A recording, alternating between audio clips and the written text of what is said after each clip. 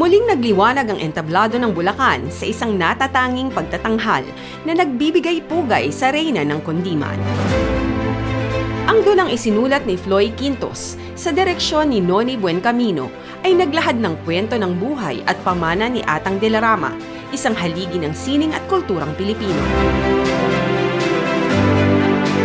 Ito ay inihandog ng Pamahalang Panlalawigan ng Bulacan sa pangunguna ng Provincial History, Arts, Culture and Tourism Office o PIHACTO, katuwang ang Dulaang Filipino Sining Bulakenyo sa pamamagitan ng Dulang Atang.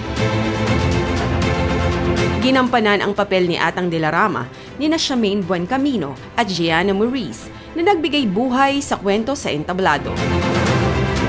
Idinaos ang pagtatanghal sa Nicanor Abelardo Auditorium ng Hiyas ng Bulacan Cultural Center sa lungsod ng Malolos. Ang Dulang Atang ay ipinalabas mula ika-12 hanggang ika-14 ng Disyembre na may mga pagtatanghal tuwing alas 2 ng hapon at alas 7 ng gabi.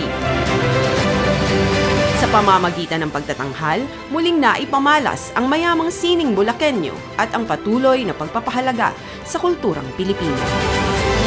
Nakita natin yung tradisyonal at yung kulturang Pilipino, kulturang Bulakenyo na first hand, iba ang teatro, iba ang play. Sabi ko sa inyo, kakaiba ka sa TV, sa movie, iba yung live, iba yung play. Iba rin ang pakiramdam ng mga artista, iba rin ang pakiramdam ng mga audience. Napapalad po tayo kapag nagkaroon tayo ng ganyan dito sa lalawigan ng Bulacan. At ito po, ginawa ito isang buhay ni Atang de la Rama, ang pamana ng reyna ng Kundiman. Salamat sa identifikasyon, Charmaine and Noni, thank you so much po.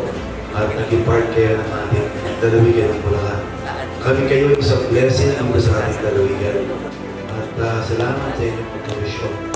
At